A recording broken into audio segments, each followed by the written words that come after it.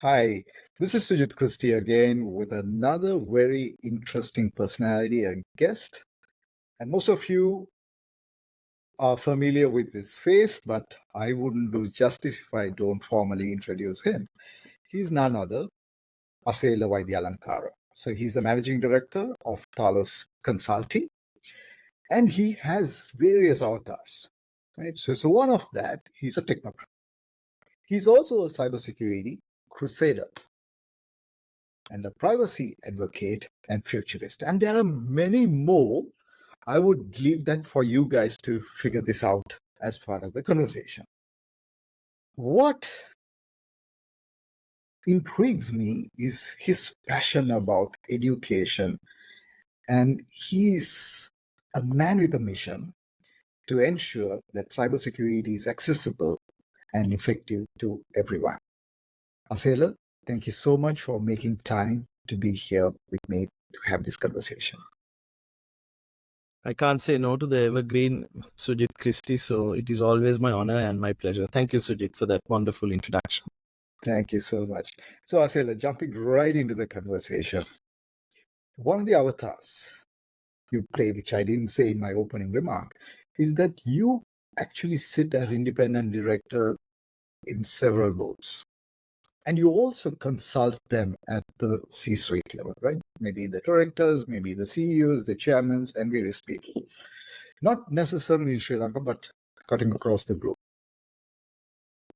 What is the mood in the boardrooms these days? Well, interesting question, and thank you for that.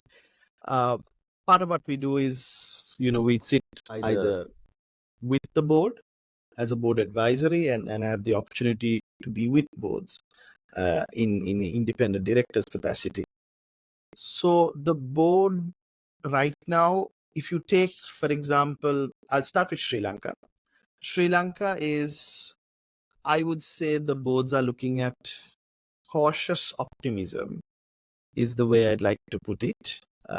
There are things, the macroeconomic front, things are looking stable, and therefore now it gives the boards a little bit of breathing space to be forward thinking, to look at the plans that we have mothballed some time back and to dust that off and see what we can and cannot do.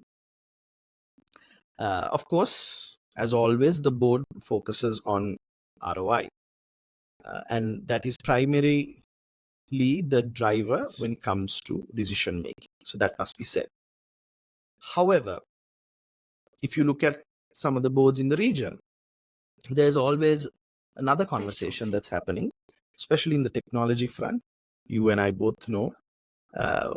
Suddenly, people have taken keen interest, and there's a lot of buzz around it as well in the media around artificial intelligence. And boards are also comprised of humans, so they are not immune to this buzz. So this emerging technology, this cutting edge, bleeding edge tech has also seeped into the board. And there are conversations right now around how we can incorporate these technologies into our organizations, primarily dovetailing back into the view how we can make us more profitable, and how we can be more efficient, more effective, and more profitable, and of course ensure shareholder value. So these are the primary drivers right now when it comes to the mood and the outlook in the boardrooms. In a larger Asian context, again, despite some of the global challenges that are happening right now, and there's a lot, still boards feel that there are opportunities and profitable ventures to be made.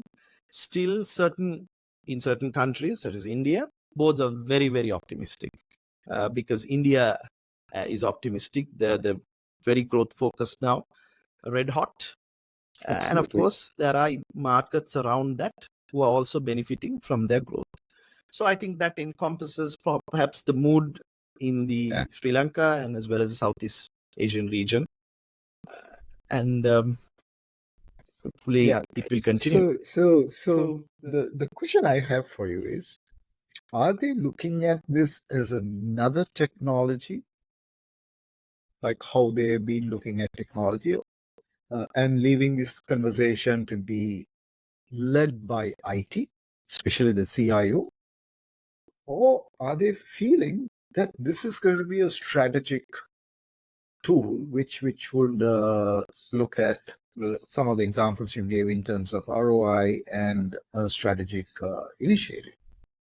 How are they looking at it? That's a very interesting question. Um, as you and I both know, artificial intelligence is not new. It's been around since the 60s, I would say, and Absolutely. there's been a lot of conversation around it.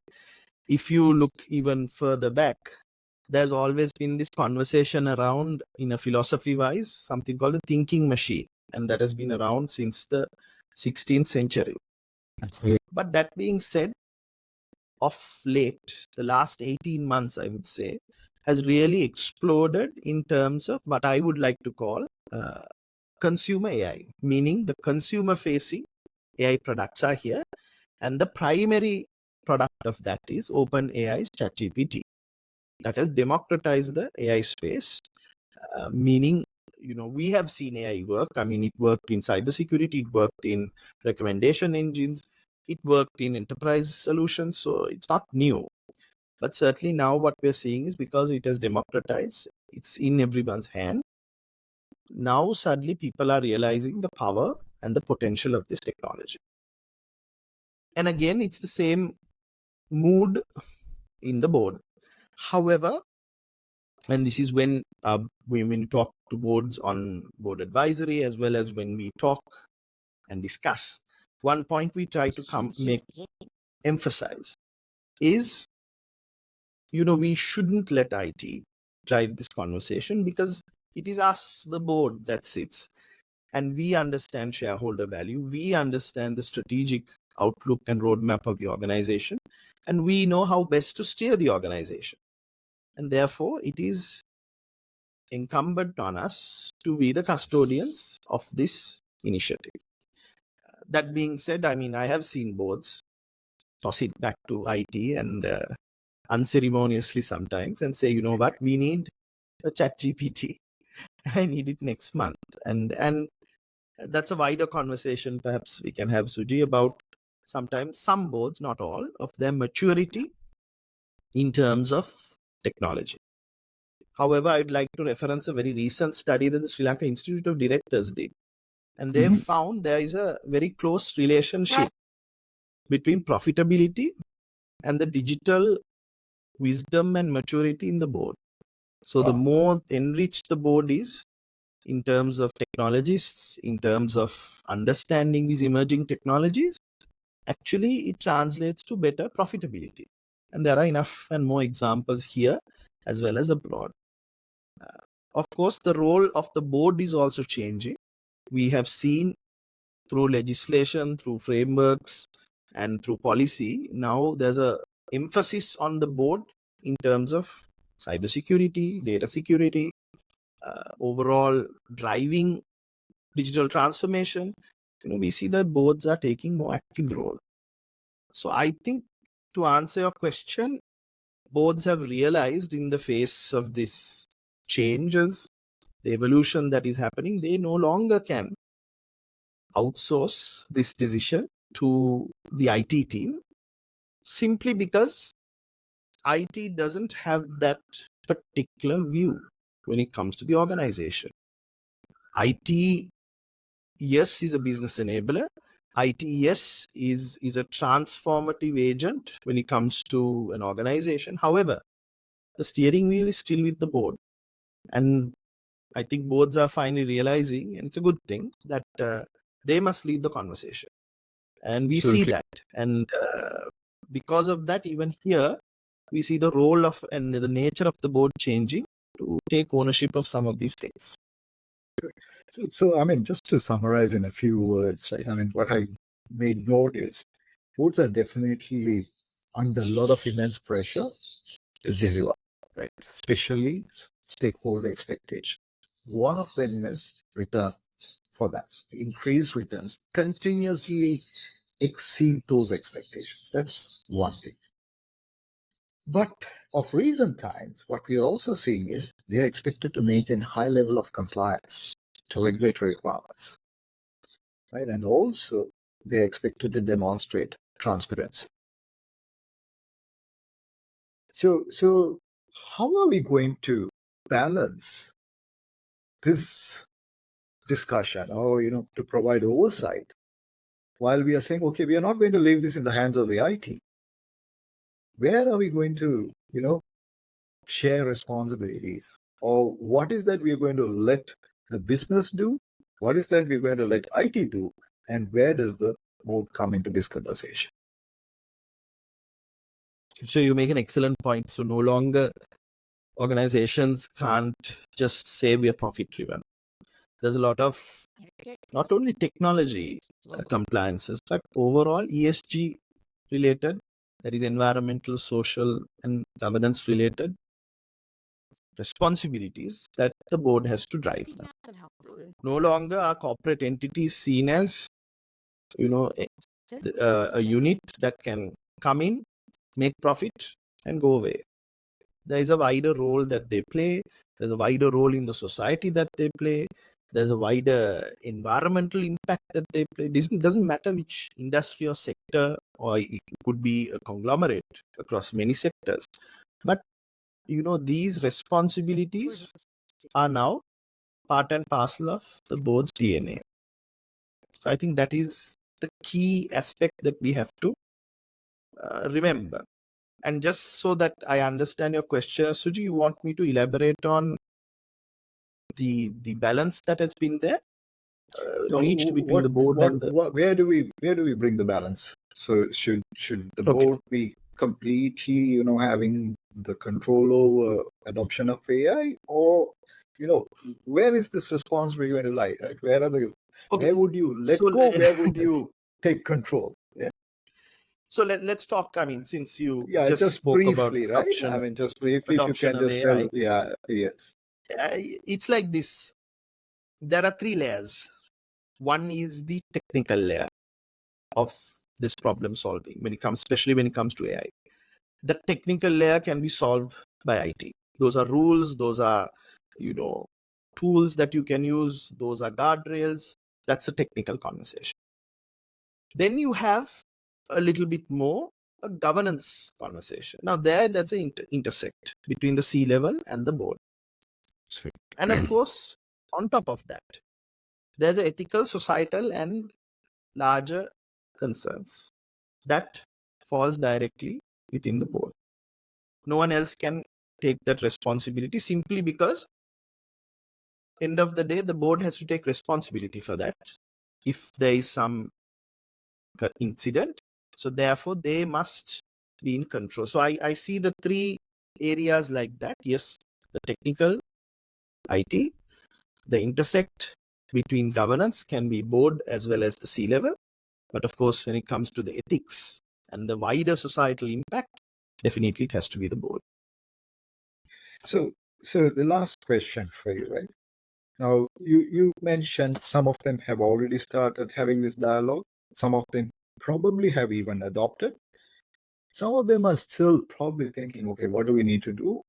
And while they're thinking, the business users, the end users may have already started using these tools in whatever way they could, right? Because they are also under pressure to deliver. Maybe even to as simple as, writing an email, a professional email, right? So they could be using that. What would be your advice for all those people to get started? Maybe 2-3 points. Where should they actually start? It basically boils down to what business problems are you trying to solve? Very simply. What can we do using this technology that will make our product better, our services better, our customer experience better, and of course, translating all this into our profitability better. Like you very correctly said, unknown to the board or unknown to that level, at a technical level, certain AI initiatives might now be happening as well.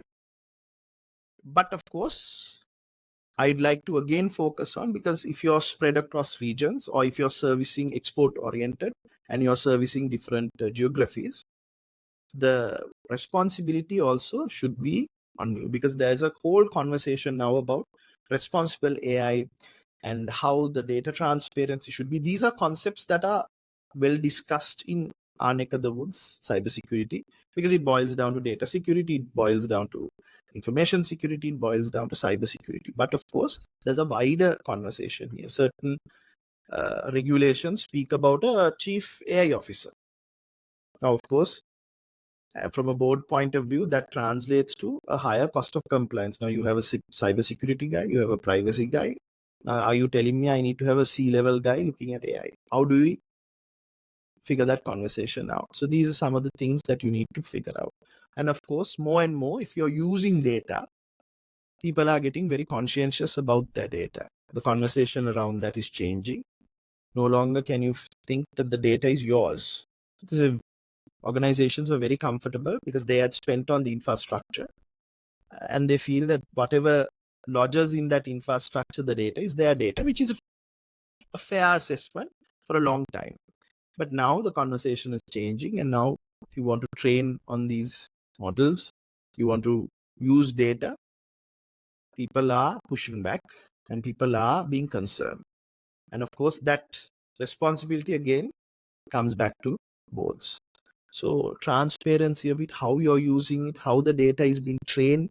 So these are some of the questions the board will be asked. The board will be sort of queried on. And Absolutely. boards need to have a very good answer, or show that they've taken all necessary steps to ensure that they have tried as best as they can to make sure that this data is kosher and we've done things the right way. So I think that's Correct. the primary discussion you need to have, because anything beyond that is how it adds value to your organization, and that's fairly straightforward. Most businesses know how to do that. But what I urge is always remember this part of it, the ethical use of it, the ethical data use of it, and the data transparency aspect of it, because that is where you will be questioned, not now. And of course, we are seeing even in the region very soon, within, I foresee the next 2 years, you will see a tsunami of regulations and AI related laws coming in, including Sri Lanka. I can guarantee you that, because the EU has already started. The US has certain movements. Advanced economies, OECD countries, Japan, the G7 countries, they're all talking, and they will, within the next 12 to 18 months, have some regulations coming. And you know how the knock-on effect is for middle income and Absolutely. low income countries. We will follow those regulations. So that is the key aspect. And even when you are using big models, let's say you're using OpenAI's models, you're a user, that doesn't absolve you of the responsibility, because again, it will come down to how you're using it, how ethically you're using it. And of course, all of this will have regulations and penalties and frameworks that you have to follow. And if you don't, there will be responsibilities and consequences for organizations which they have to deal with, which they have to be conscientious of. So I'll leave it there. I think there's a lot Absolutely. for boards to discuss. You can't really answer in this concise time, Short but spy. I Yeah, did my absolutely. best, Sure. simply You did. because You did. a huge area. But I think boards Absolutely. should, if they have that at the top of their mind, I think they're on the right track at least. Absolutely. So, Asila, I mean, it is very encouraging to hear that some of the boards have already started this conversation, and others are contemplating. So sooner or later, the laws will dictate, or the regulations will dictate, that this should be a board's oversight as well. This should be one of the board's oversights as well. So my takeaway from this is, though you did not use the word risk explicitly, I think everyone should assess what the data is and what the risk of using it judiciously. So, in other words, responsibly and without unconscious bias. So, Asela, thank you so much. It was wonderful talking to you. And you did mention that we need to come back and talk about a few other areas. And I'll definitely be sitting up some time with you to delve deep into some of those intricate areas. Thank you so much. Thank you, Suji. Always enjoy chatting with you. Always a pleasure.